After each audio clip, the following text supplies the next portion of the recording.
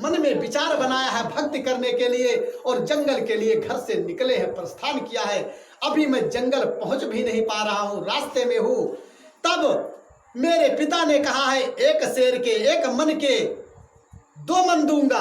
अभी हमने शुरू नहीं किया है तो इतना फल भक्ति का है, इतना प्रभाव भक्ति का है। केवल मन में हमने विचार बनाया है कि भगवान के हम गुणगान करेंगे, उनका भजन करेंगे, तो एक मन से 2 मन हो गया। और जब हम गुणगान करेंगे तो क्या मिलेगा प्रभु का। अभी हमने मन में विचार केवल भक्ति का किया है। भैया भक्ति का ये प्रभाव होता है कि एक बार आप गुरु के चरण में केवल विचार बनाइए, इस भाव को बदलिए और प्रभु के चरण में जाइए। देखिए वहीं से आपका कल्याण का मार्ग खुल जाएगा, कल्याण का मार्ग खुल जाएगा। एक बार विचार बना के और शुरू कीजिए। आप अपने कदम का श्री गणेश कीजिए, कदम बढ़ा के। उसी दिन से परमात्मा आपके लिए एक कदम आपने बढ़ाया है, 2 कदम हमेशा आगे खड़े रहेंगे। तुम्हारा एक पैर मुसीबत में जाएगा, परमात्मा आपके लिए आसन लिए खड़ा रहेगा, उबारने के लिए तुमको खड़ा है। भक्त के दुख है साथ हमेशा। और दुख है वो साथ भक्त कहे जान नहीं पाते कि हमका कब दुख भा, कब दुख पड़ा, कब ठोकर लागे। अगर कोई आपको मुसीबत आ गई, दूसरे को खड़ा किए हैं आपकी मददगार में करने के लिए। जब इतनी बात कहा मंत्रियों ने तो कहा चलो ध्रुव लौट चलो, 2 मन नहीं, अगर तुम कहोगे तो मैं तुमको 2-4 गांव का राज्य भी दिलवा दूंगा। फिर ध्रुव ने कहा कि अभी हमने आपको जवाब दिया है और फिर आगे बढ़ने की कोशिश कर रहे हैं, क्यों ही अब अपने परमात्मा के गोद में बैठेंगे, आपके गोद में नहीं बैठेंगे। सेनापति सेना लेकर वापस चले आते हैं। वो आके महाराज से सारा वृत्तांत बताते हैं कि ध्रुव ने कहा कि मैं नहीं जाऊंगा। राजा सोचते हैं कि यदि मैं नहीं जाता हूं, उधर छोटी रानी टाइट करते हैं कि कहीं नहीं जाना है, जाने दीजिए। तो टाइट हो गया। फिर राजा मन में सोचते हैं कि मेरा पुत्र है, यदि मैं नहीं जाता हूं तो दुनिया क्या कहेगी, कलंक लगेगा। अगर जानवर, कोई खूंखार जानवर उनको मार डालेंगे और मार कर खा लेंगे तो मेरा पुत्र है, लोग क्या कहेंगे कि देखिए इस रानी के मोह में अपने पुत्र को जंगल में बाघ के मुख में छोड़ दे। स्वयं सेनापति के साथ चल देते हैं। महाराज पहुंचते हैं, ध्रुव जा रहे हैं, जाते हैं और कहते हैं पुत्र ध्रुव चलो वापस लौट चलो। और हे पुत्र अब हमारा चौथापन आ गया है।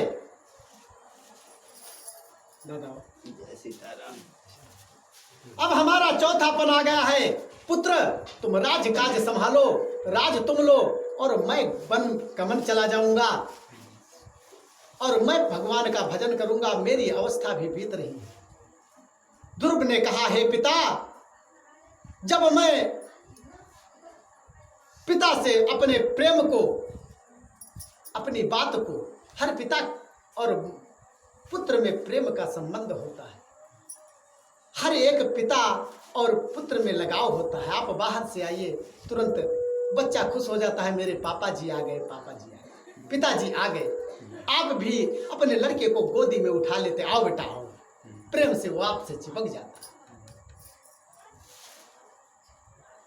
कहा चलो ध्रुव वापस चलो। उन्होंने कहा हे पिता, अब मैं उस जगत पिता के गोद में बैठूंगा, अब मैं राज्य वापस नहीं जाऊंगा। उन्होंने कहा यहाँ खूंखार जानवर आपको खा लेंगे। कहा कुछ भी हो जाए मैं यहां से नहीं जाऊंगा। सारे प्रयत्न करके और चले आए। ध्रुव वापस नहीं आए। ध्रुव अब जंगल में प्रवेश करते हैं भक्ति आसान इतनी नहीं है। प्रभु तुरंत अपनी योग माया से तरह तरह के विभव, आंधी तूफान, जानवर सब कुछ दिखाते हैं, लेकिन ध्रुव दृढ़ संकल्प में है। उन्होंने कहा, जिस परमात्मा ने उस माँ के गर्भ में माँ के खाए भोजन से मुझे जीवन दान दिया है, गर्भ में मुझे जीवित रखा है, तो मुझे मार कौन सकता है। और कहा भी गया है, जाको राखे साइया मार सके ना कोई। भैया, और बाल न बाका कर सके, चाहे सो जग बैरी होए। पूरा संसार आपका विरोधी हो जाए, दुश्मन, अगर आपके ऊपर प्रभु की कृपा बनी है तो बंदूक चलाने वाले की गोली मिस हो गई है। ये प्रत्यक्ष प्रमाण है। ऐसे लगाकर बंदूक और ठोका है और वो बंदूक की गोली दगी नहीं है, और तुरंत नार घुमाकर और दूसरे तरफ उसी गोली को टाइगर ठोका है, फड़ाक से उड़कर वो चली गई। प्रभु की कृपा है, बस भरोसा आप उस मालिक को, आपको विश्वास हो।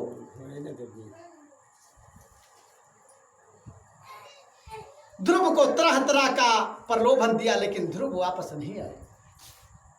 जुट गए ध्रुव, लग गए प्रभु के नाम के स्मरण में। नारद जी के बताए हुए नाम के अनुसार प्रभु का जप करने लगे। श्री कृष्ण गोविंद हरे मुरारी, हे नाथ नारायण वासुदेवा। श्री कृष्ण गोविंद हरे मुरारी, हे नाथ नारायण वासुदेवा।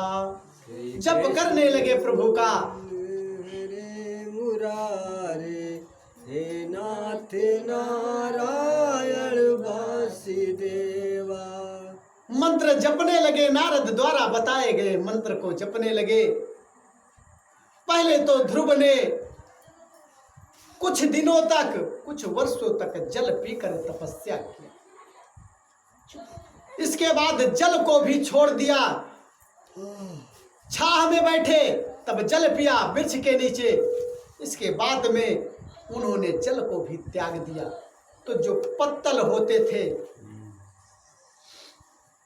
फल फूल, इनको खाना शुरू किया।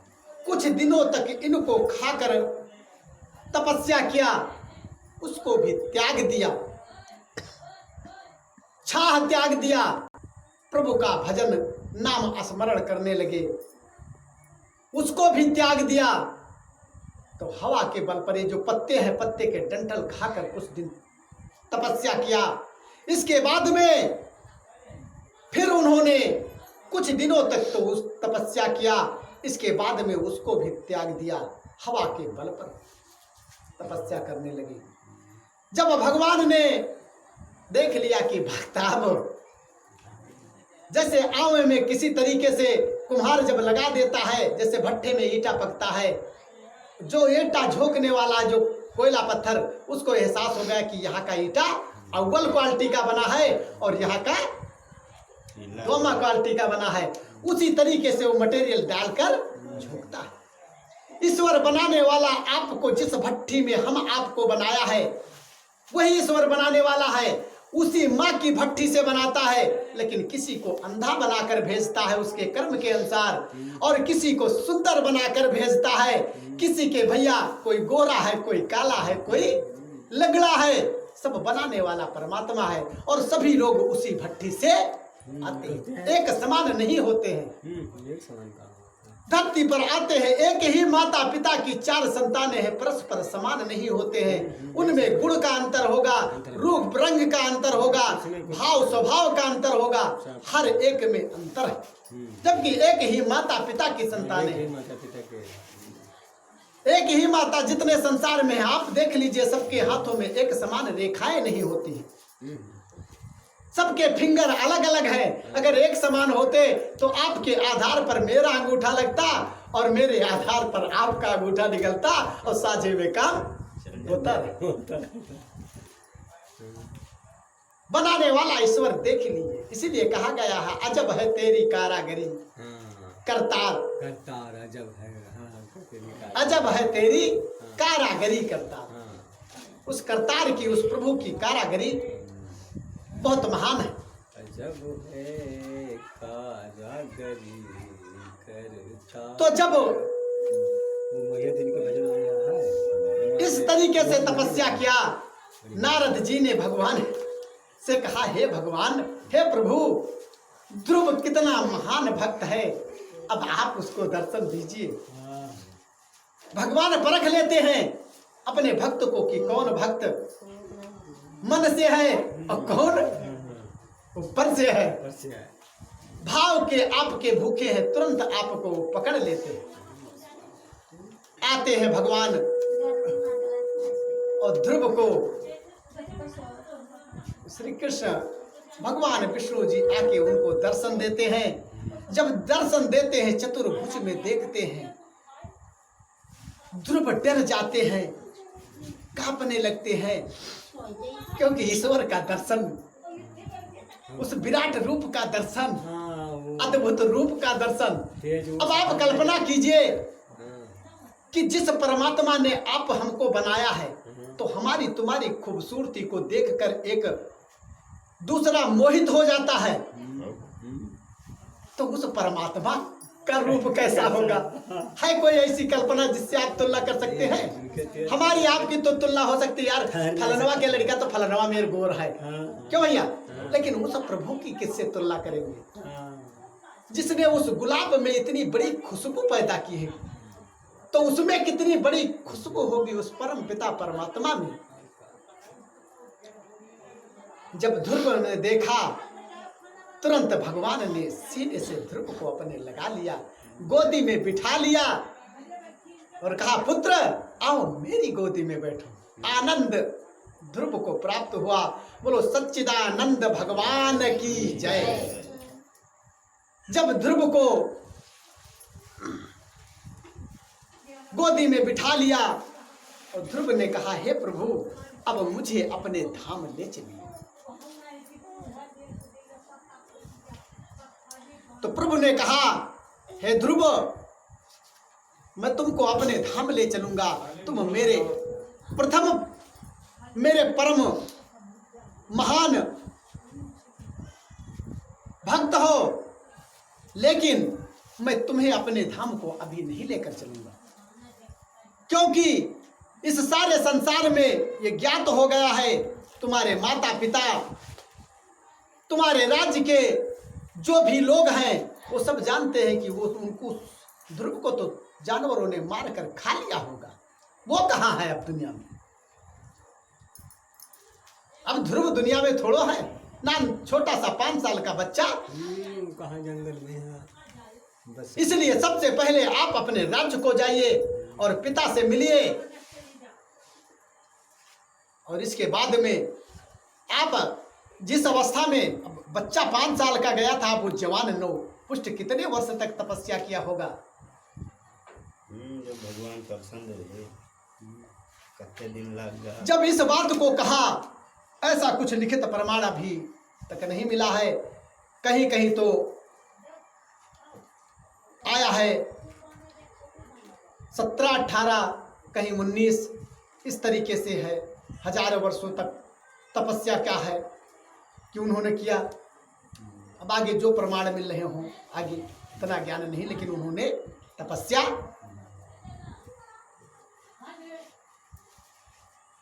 जब प्रभु ने इतना आदेश दिया, ध्रुव इस बात को तैयार नहीं। हे भगवान, भगवान ने उनको ज्ञान दिया, ध्रुव को भगवान ने ज्ञान दिया कि हे ध्रुव, ये माया नहीं है, ये धन दौलत माया नहीं है। अगर ये माया होती तो मैं द्वारिका में सोने के सिंहासन में रहता, उसमें मैं व्यक्त हो जाता। ये माया नहीं है, सोना चांदी धन दौलत आप आया ये नहीं है, ये तो आपके जीवन यापन का साधन है। और आप राज कीजिए, राज इस तरीके से कीजिए कि सारी प्रजा आपका पुत्र है और किसी भी प्रजा को कोई दुख तकलीफ नहीं होना चाहिए, सबको समान अधिकार मिलना चाहिए, सबका आप ध्यान रखिए, सबको न्याय कीजिए और न्यायपूर्ण जीवन कीजिए। वो राजा ईश्वर के समान होता है, राजा में ईश्वर का अंश होता है। जब आप गलत तरीके से न्याय करेंगे, पक्ष रहित काम करेंगे, तब आप पाप के अधिकारी होंगे, नहीं तो आप पुण्य के अधिकारी होंगे। जिस व्यवस्था के अनुसार बनाया गया है उस व्यवस्था के अनुसार यदि आप राज्य कर रहे हैं तो आप नरक के भागी नहीं बनेंगे।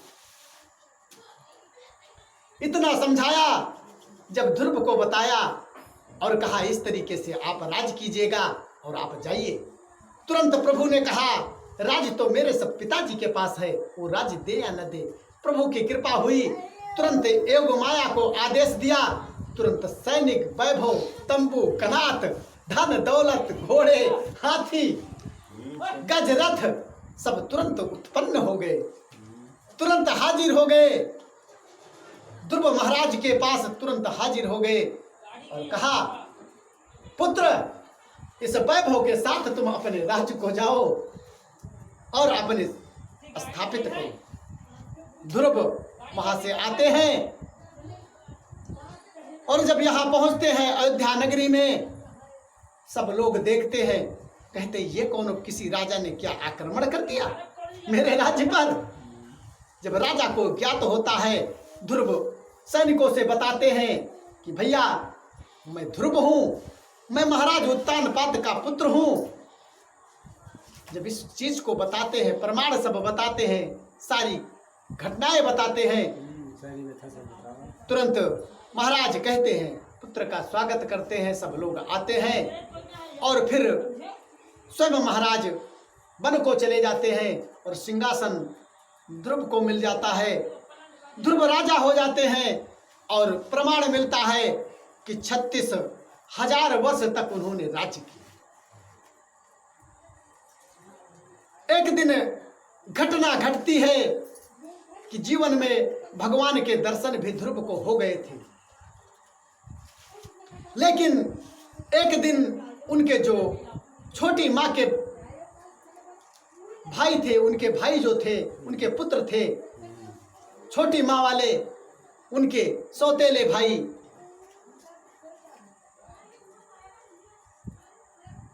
वो भी राज्य में भ्रमण करते करते हुए गए तो जंगल में पहुंच गए तो भीलों को बहुत सताया, तो भीलों ने उनको बंदी बना लिया, बंदी बना के दंड दिया। इस बात से जब महाराज ध्रुव को जानकारी हुई कि भीलों ने मेरे भाइयों को मारा है,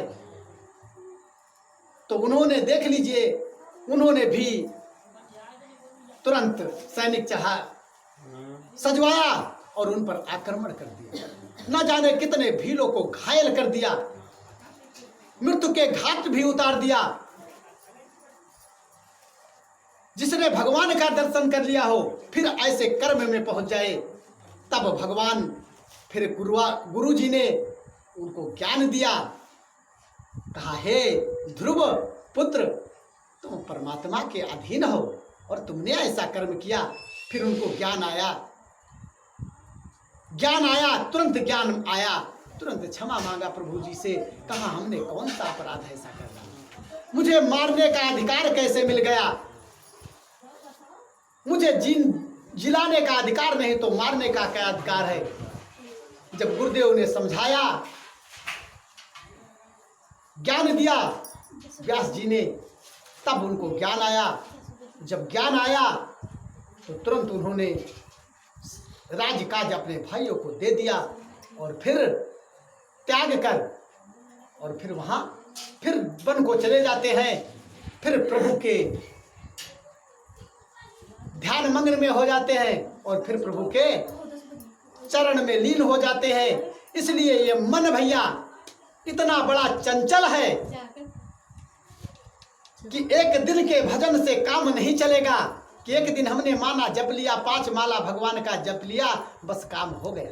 ये मन इतना चंचल है। सदगुरु कबीर ने कहा है यह मन चंचल, यह मन चोर। ये बहुत चोर है।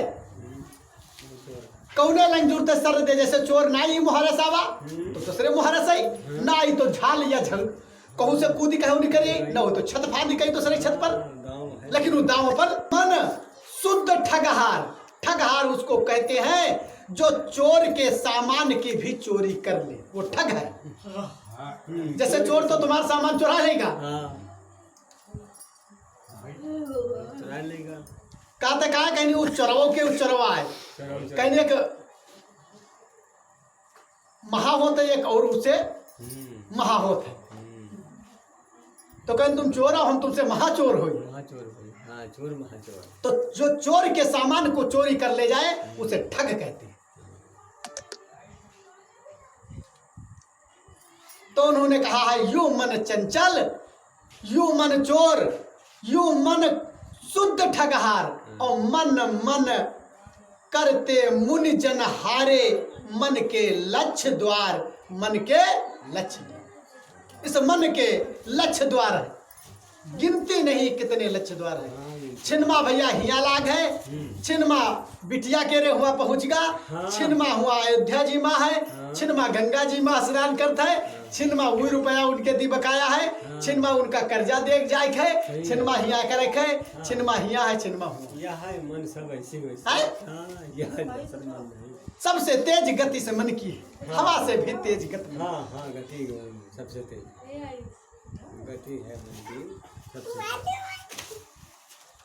तो ये मन इतना चंचल होता है। भगवान भक्त ध्रुव को ज्ञान भगवान ने स्वयं दर्शन दिया, फिर भी वो सत्संग न मिलने के कारण और मोह में उत्पन्न होने का कारण केवल पुत्र को लेकर और वध कर दिया।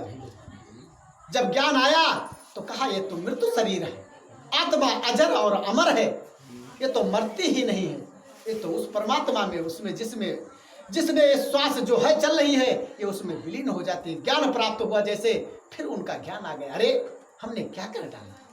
पछतावा हुआ और तुरंत राज्य को त्याग कर 36,000 वर्ष राज्य करने के बाद त्याग कर राज्य को अपने भाइयों को देकर त्रोकोर, और फिर वो वन को चले गए, प्रभु के धाम में चले गए।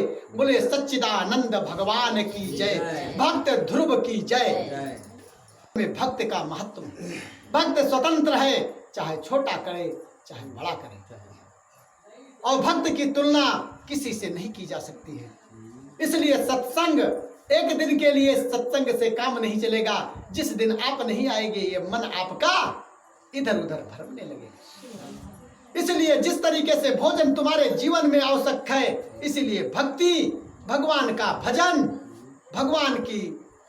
भगवान के प्रतिभाव, श्रद्धा, पूजा पाठ, ये भी उसी का रूटीन है। जैसे भोजन के बिना तुम्हारा काम नहीं चल सकता है, ऐसे रूटीन में लाइए भगवान की भक्ति के बिना काम नहीं चलेगा। इसलिए जीवन में अगर आपने मजा उठा लिया है तो अब सतगुरु के चरण में जाइए और उनसे उपदेश लीजिए और फिर भगवान के चरण में आइए। मौज कर लिया, क्योंकि इस जिंदगी का कोई भरोसा नहीं है। कब ये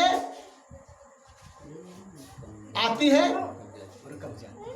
और कहा है, दादा आप भजन सुनाते थे, सभी सदग्रंथ कहते हैं यही हरि भक्त कहते हैं, न जाने कौन से गुण पर दयानिध रिझ जाते हैं।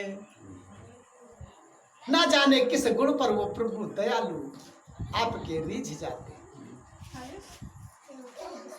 वो दयालु हैं, उनको दौलत की आवश्यकता नहीं है, उनको आपके भाव की आवश्यकता है। भाव के भूखे हैं भगवान। राज त्याग कर ध्रुव महाराज वन को जाते हैं, फिर भगवान का स्मरण करते हैं कि हे प्रभु अब आप आइए और मुझे अपने धाम को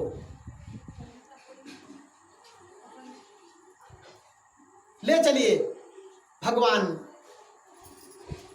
उनके सामने चतुर्भुज में आते हैं और स्वयं ये आत्मा उनमें समा जाती है भगवान में।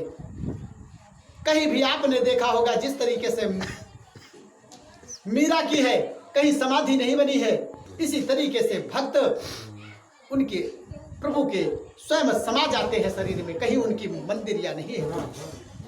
आज भी समा गए और ध्रुव से भगवान ने कहा, हे ध्रुव, जब तक ये सृष्टि रहेगी, ये संसार रहेगा, मानो आएंगे, युग बदलेगा, जब जब युग बदलेगा, ये युग जाएगा, द्वापर त्रेता जब भी आएगा तब तक तुम्हारा नाम अमर रहेगा। आज भी भैया ध्रुव महाराज का नाम अमर है और ध्रुव तारा के रूप में उत्तर दिशा में आज भी है। जब हमारे आपके धार्मिक संस्कार होते हैं, प्राण ग्रहण संस्कार होता है, एक दूसरे से मिलन होता है, यानी पति पत्नी का जब विवाह, लड़की और लड़के का विवाह होता है, मिलन होता है, ध्रुव महाराज का जिस तरीके से मिलन भगवान से हुआ है, ये एक उदाहरण पेश है कि भगवान का मिलन ध्रुव से हुआ है। तो इसी तरीके से भगवान आप ध्रुव तारा मिलन जब होने लगता है तब महाराज जी कहते हैं, भैया गवाही के रूप में उत्तर दिशा में ध्रुव महाराज को देख लीजिए, वही गवाही आपको देंगे, वो हमेशा विद्यमान रहते हैं। इसलिए गवाही किसकी मानी जाती है? ध्रुव महाराज। अब आज भी ध्रुव तारा के रूप में ध्रुव महाराज विद्यमान है, हमेशा वो भक्त विद्यमान है। भगवान की कृपा जिसमें हो गया, जिस पर हो गई, उसकी कीर्ति आज भी अमर है। जिस पर कृपा किया भगवान ने, आज भी देख लीजिए, भक्त प्रहलाद को देख लीजिए, नाम अमर है। राक्षसों को देख लीजिए, भगवान ने जिनका उद्धार किया आज नाम अमर है, उनके साथ उनका नाम जुड़ा है। कृष्ण कंस के साथ नाम जुड़ा है, राम रावण के साथ नाम जुड़ा है, उनकी कथा आज भी जुड़ी है।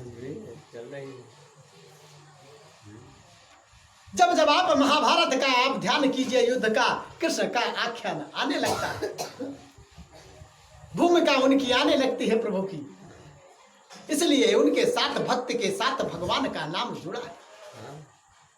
इसलिए इस तरीके से वो ध्रुव तारा के रूप में आज भी ध्रुव महाराज विद्यमान है और उनके हम आप दर्शन करते हैं। बोलो ध्रुव महाराज की जय, भक्त ध्रुव की जय, शंकर भगवान की जय, स्कंद कंद श्री कृष्ण भगवान की जय।